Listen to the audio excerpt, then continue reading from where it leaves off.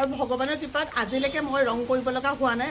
Please নিজৰ বাবে কেৱল 1 মিনিট সময় খৰচ কৰি আজি ভিডিঅ'টো চাব আৰু আপোনালোকে ভালদৰে বুজিবলৈ চেষ্টা কৰিব। অন্য ভিডিঅ' ক্ৰিয়েটৰে যিকেইটা কথা আপোনালোকক কোৱা নাছিলে আজি ভিডিঅ'টোত মই আপোনালোকক সেইকেইটা কথাই ক'ম। মাইকী মানুহে বোলে বয়স লুকুৱাই, কিন্তু মই সদায় কৈ থাকোঁ মোৰ বয়স 50 বছৰ আৰু এই 50 বছৰ বয়সলৈকে কাৰোবাৰ বাৰু চুলি নপকাকৈ থাকেনে, কিন্তু মোৰ এডালো পকা নাই। আগতে চুলি ফনিয়ালে কচাই কচাই সৰে, এতিয়া কিন্তু চুলি ফনিয়ালে এডালো ফণিত লাগি নাহে। এতিয়া কিন্তু পুনৰ কৈছোঁ, চেম্পুকেইটা দেখিয়ে আপোনালোকে ভিডিঅ'টো স্কিপ নকৰিব।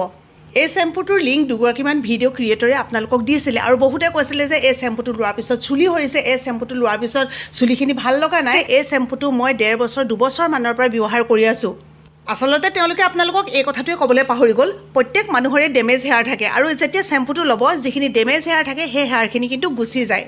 আগতে মোৰ বহুত বেছি উফিৰ সমস্যাও আছিলে, এতিয়া মোৰ চুলি সৰাও সমস্যাটো বন্ধ হ'ল, চুলি পকাও নাই আৰু উফিৰ সমস্যাও একেবাৰে নাই। আমলা, আৰিঠা আৰু চিকাকাৰে বনোৱা এই চেম্পুটো সঁচাকৈ কৈছোঁ চুলিৰ কাৰণে বহুত ভাল। বেমাৰ এটা হ'লে যেনেকৈ দৰৱ খাই দিয়াৰ লগে লগে বেমাৰটো ভাল নহয়, ঠিক চেম্পুটো ব্যৱহাৰ কৰাৰ পিছদিনাখনে আপোনালোকে ৰিজাল্ট নাপায়। 2 দিনমান আপোনালোকে ব্যৱহাৰ কৰি চাবচোন, তাৰপিছত ৰিজাল্টটো আপোনালোকে নিজেই ক'বলৈ বাধ্য হ'ব।